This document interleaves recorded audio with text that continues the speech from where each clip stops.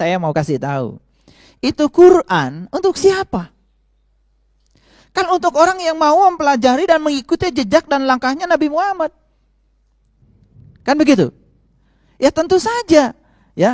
Kita tidak mungkin secara automatically bisa langsung seperti beliau.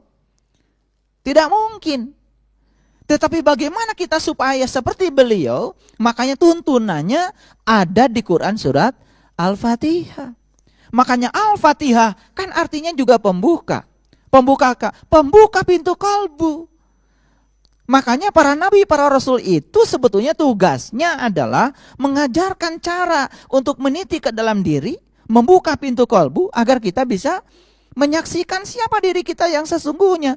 Barang siapa yang bisa menyaksikan dirinya, maka dia akan menyaksikan Tuhannya. Nah, di Quran surat Al-Fatihah yang 7 ayat itu tergantung rahasia berjalan untuk bisa mencapai Iqra itu. Makanya perjalanan untuk kita dimulainya dari Al-Fatihah. Makanya surat pertama Al-Fatihah kan Bismillahirrahmanirrahim. Huruf pertamanya saja ba. Dan ba itu artinya adalah Baitullah. Baitullah artinya rumah Allah. Kalau kita ingin menyelami Al-Quran dan kedalaman makna Al-Quran, mulailah dengan ba. Ada yang mengatakan ba itu babun. Babun pintu. Saya setuju. Pintu apa? Pintu rahasianya Allah. Kalau kita tidak melewati pintunya, kita tidak akan paham. Makanya para nabi, para rasul mengatakan, malam yazuk lam ya'rif. Yang tidak mengalami, tidak akan paham. Sekarang saya punya air di sini. Saya bilang sama Bapak Ibu, ini air rasanya manis. Percaya nggak sama saya? Percaya nggak sama saya? Kenapa tidak percaya? Karena belum mencoba. Kita tuh baru bisa percaya kalau sudah mengalami. Begitu minum dari air yang sama bisa membenarkan saya. Yes, itu air rasanya manis karena sudah mencoba. Itu sebabnya memahami harus dimulai dengan mengalami. Puncaknya memahami adalah meyakini. Jadi tidak mungkin ada keyakinan yang tidak dibangun oleh sebuah pengalaman. Anehnya kita selama ini sering meyakini sesuatu, mengalami tidak, memahami tidak, tiba-tiba yakin saja. Nah, yakin yang kayak gitu mudah sekali diruntuhkan. Itu keyakinan yang gampang diruntuhkan. Sekarang mohon maaf ya, banyak yang mengatakan, yakin gak kalau Allah lebih dekat pada Anda dan lebih dekat daripada urat nadi leher Anda? Dan dia bilang yakin. Kenapa? Karena ada informasi di Quran.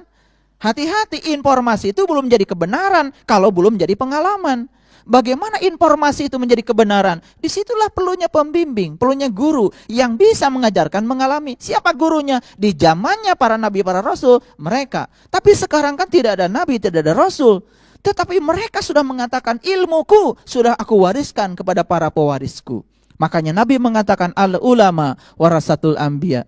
Carilah ulama yang mewarisi ilmunya Nabi.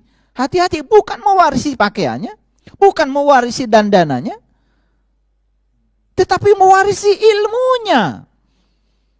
Cari itu. Dan mencari ulama yang seperti itu mungkin ya, mungkin menjadi sesuatu yang menjadi langka dan sulit. Makanya kalau leluhur kami ya di tanah Jawa mengatakan ya, mencari ulama yang seperti itu persis seperti mencari jejak elang di langit. Persis seperti mencari jejak ikan di air. Persis seperti mencari jejak itik di sungai. Persis seperti mencari jejak semut hitam yang berjalan di malam kelam di atas batu hitam. Seperti itu sulitnya.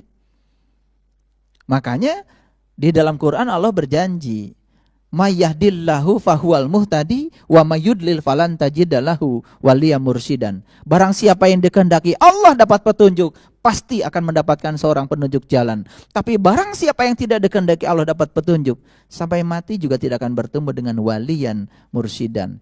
Dia yang mewarisi ilmunya para nabi, para rasul. Memang kalau kita ingin mengalami pengalaman seperti beliau, kita harus memulailah dari Al-Fatihah. Mulailah dari Al-Fatihah. Makanya huruf pertama Al-Fatihah adalah ba. Coba perhatikan Al-Fatihah, huruf terakhirnya juga nun. Luar biasa. Ba dengan nun bedanya sedikit. Kalau batu titiknya di luar, kalau nun titiknya di dalam. Harusnya kalau kita membaca Al-Fatihah secara benar, masuk ke dalam. Harusnya kita bisa pindah dari luar ke dalam. Dari kulit ke isi. Harusnya begitu. Titiknya udah pindah. Coba huruf pertamanya ba, huruf terakhirnya nun. Makanya ahli-ahli tafsir yang sudah mencapai tingkat kebijaksanaan. Ba itu adalah Baitullah, rumahnya Tuhan. Di mana rumah Tuhan yang sesungguhnya? Allah yang mengatakan, langit dan bumi tidak akan cukup menampung zatku, tapi kolbunya orang yang beriman, itulah sebenar-benarnya rumahku. Jadi rumahnya Allah yang sebenarnya adalah kolbunya orang yang beriman. Itu yang sebenarnya. Nah, yang simbolik, yang syariat juga adanya di Mekah sana. Tapi kalau kita pergi ke sana kan, ya kita baru lihat rumahnya. Padahal di Quran dikatakan, "Falyabudu rabb hadzal bait." Sembah yang punya rumah, jangan rumahnya. Sembah yang punya rumah, jangan rumahnya. Itu perintah kok di Quran, "Falyabudu rabb hadzal bait." Tapi kita tidak kritis menanggapi itu, tidak sadar. Nah, kalau kita perhatikan huruf pertamanya ba, huruf terakhirnya nun. Makanya kalau kita belajar ilmu tajwid, kita akan bertemu dengan hukum yang namanya iqlab. Iqlab itu qalbu. Apa itu iqlab? Nun mati ketemu dengan ba, dibacanya mim. Nun itu adalah nurullah, ba itu baitullah. Mim itu adalah ma'rifatullah. Siapa yang sudah menemukan nurullah dalam baitullah, maka dialah ahli ma'rifatullah. Itu yang disebut dengan ahlul bait. Makanya dekat dengan pencerahan. Kalau sudah dalam dimensi itu, masuk dalam dimensi rasa. Begitu sholat, Allahu Akbar, bukan kulitnya saja, bukan raganya saja. Sholat dengan dirinya sendiri, dengan jiwanya. Makanya sholat adalah pelekatan kepada Tuhan. Makanya sebelum sholat kita wudhu. Wudhu artinya perpisahan. Mudah kita melekat dengan Tuhan kalau kita sudah bisa berpisah dengan selain Tuhan. Kapan itu terjadi? Kalau kita sudah tahu dan kenal pada Tuhan. Kalau kita tidak tahu dan kenal kepada Tuhan, sulit untuk berpisah dengan selain Tuhan. Karena kita juga tidak bisa membedakan mana Tuhan, mana yang bukan Tuhan. Betul enggak? Terkadang kita tidak sadar ketika tanya, siapa Tuhan Anda? Allah. Tapi tepat bergantung Anda bukan Allah. Bisa jadi yang menyebabkan Anda takut, khawatir dan cemas bukan Tuhan. Tetapi yang lain-lain. Mohon maaf ya, mungkin uang, mungkin pasangan kita, mungkin rumah kita. Betul enggak? Iya, kehilangan itu kan luar biasa. Tapi banyak orang kehilangan Allah biasa-biasa saja. Kan itu, ketidaksadaran ya. Ya, ketidaksadaran. Jadi itu jawabannya. Ya, mengapa surat Al-Fatihah menjadi surat pembuka? Nah, makanya saya ingin mengatakan, mulailah dari Al-Fatihah. Insya Allah kita akan mengalami apa yang dialami oleh para nabi dan para rasul. Di bawah bimbingan seorang guru, pasti kita akan sampai. Makanya Al-Fatihah artinya adalah pembuka. Pembuka apa? Pembuka pintu kolbu. Nah, setiap rumah pasti ada pintunya, setiap pintu ada kuncinya. Makanya surat Al-Fatihah sering disebut dengan kunci pembuka mata kolbu. Kunci itu remeh biasanya. Tapi kalau hilang gak bisa masuk rumah kita. Betul gak? Iya, rumahmu tidak akan bisa dimasuki kalau kuncinya tidak ada. Ada juga yang punya kunci, ya kayak kalian punya kunci, udah karatan. Tapi kuncinya nggak pernah dipakai, rumahnya nggak kebuka. Kalau rumah nggak pernah dibuka kuncinya, tidak dibuka jendelanya, apa yang terjadi? Debu, apalagi? Tikus, apalagi? Kecoa, apalagi? Pengap, apalagi? Bau apak, apalagi? Banyak hantu, apalagi? Jangan-jangan rumah kita ini karena nggak pernah dibuka, dalamnya sudah apek, banyak hantu, banyak tikus, banyak kecoa, betul? Iya, nanti coba kaget. Kalau saya ajarkan masuk ke dalam, begitu masuk ke dalam kaget. Ternyata rumahku berantakan amat ya. Isinya bau. Ya, karena apa? Tikus kencing di situ, berak di situ, betul nggak? Itu karena nggak pernah dibuka. Sinar matahari nggak pernah masuk, makanya kan nggak sehat. Nah, itulah yang disebut dengan jiwa-jiwa yang menderita. Nah, jiwa yang menderita itu karena tinggal di rumah yang kotor. Itu nggak pernah dibersihkan rumahnya. Makanya di dalam Quran ada kata-kata la yamassuhu illal mutahharun. Tidak ada yang bisa menyentuhku kecuali mereka yang suci, mereka yang bersih. Jadi tidak mungkin orang yang kotor tiba-tiba bisa menyentuh Dia yang Maha Suci. Tidak mungkin orang yang pikirannya kotor, kata-katanya kotor, perbuatannya kotor, menebarkan kebencian, tiba-tiba bisa bertemu dengan Dia yang Maha Suci. Nonsen itu. Ya, itu tidak mungkin. Itu bullshit, itu bohong, ya. Karena tidak mungkin. Resonansi terjadi kalau paling tidak frekuensinya tidak terlalu jauh deh. Ya toh? Kalau jauh banget tidak mungkin terjadi resonansi dalam bahasa sains. Itu yang bisa saya jelaskan. Agak panjang ya penjelasannya supaya tambah pusing. Ya, tambah pusing. Biasanya kalau dijelaskan terlalu jelas malah ujung-ujungnya jadi tidak jelas ya. ya nggak apa-apalah. Kadang-kadang seperti itu, ya. Ya saya selalu ingin memberikan pelayanan yang terbaik. Semoga penjelasan ini yang membuat Bapak Ibu semakin giat untuk mencari. Tidak usah selesai sampai di sini. Karena yang saya sampaikan ini baru sebatas konfirmasi pengetahuan, belum menjadi pengalaman. Ini ada baru learning to know ini. Ada tahap berikutnya, harus learning to do. Jangan puas di sini. Jangan dicatat semua omongan saya kemudian dihafalkan, besok disampaikan lagi. Itu wartawan itu. Ya, wartawan tidak punya kewajiban untuk mengalami. Ya cukup melaporkan, memang profesinya begitu. Kita kan dalam beragama harus menjadi pelaku. Wartawan meliput kejadian di Aceh, terjadi tsunami. Kan wartawan tidak mesti ada di Aceh. Cukup melaporkan saja. Kan gitu. Cuman dia juga punya etika, harus melihat apakah ini benar atau tidak. Maka ada konfirmasi. Tapi walaupun tidak mengalami, cukup menyampaikan saja. Itu tugasnya, memang peran beliau adalah wartawan. Dan kita ini tidak disuruh untuk menyampaikan pesan-pesan. Baru baca satu ayat besok udah ceramah. Padahal ayat itu belum terjadi pada diri kita sendiri. Kan kita sedang membohongi diri kita sendiri. Makanya hati-hati. Tidak mungkin kita bisa memahami tanpa kita mengalami. Bisa dipahami? Oke, silakan pertanyaan yang berikutnya. Ya, yang susah-susah nanyanya. Silakan. Assalamualaikum warahmatullahi wabarakatuh. Waalaikumsalam warahmatullahi wabarakatuh. Nama saya Farizal. Ingin menanyakan, dalam Al-Quran surat Al-Baqarah ada perintah menyembelih sapi betina. Mengapa bukan sapi jantan? Mohon dijelaskan. Ini rajin-rajin ya baca Quran. Betul. Iya. Dan sebetulnya kalau kita kritis, kreatif pikirannya, ketika membaca apapun pasti akan timbul pertanyaan. Orang yang tidak kritis ya sudah saja, tidak pernah bertanya. Makanya saya yakinkan, beruntung kalau kita diberi sedikit saja untuk bisa berpikir kritis. Karena kita tidak pernah bisa menerima sesuatu tanpa argumentasi. Ya, dengan demikian kan jadi bertanya. Dan kalau bertanya kan jadi ada jawaban. Oke. Saya mau jelaskan ya.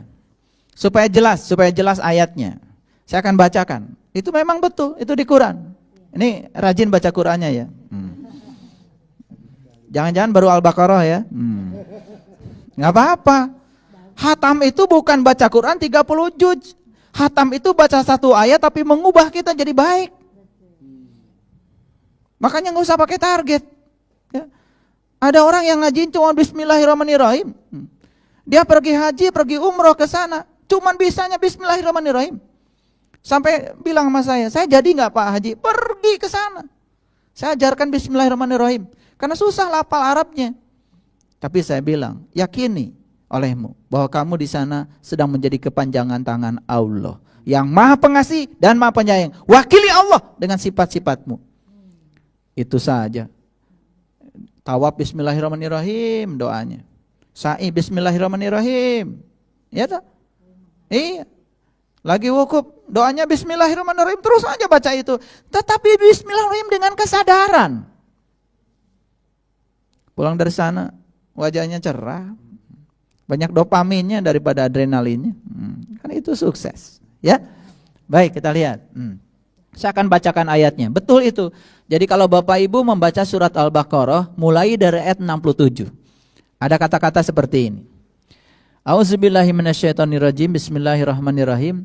Wa idz qala Musa liqaumihi innallaha ya'murukum an tadbahu baqarah.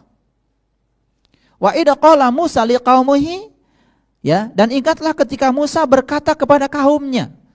Siapa kaumnya Musa? Bani Israel.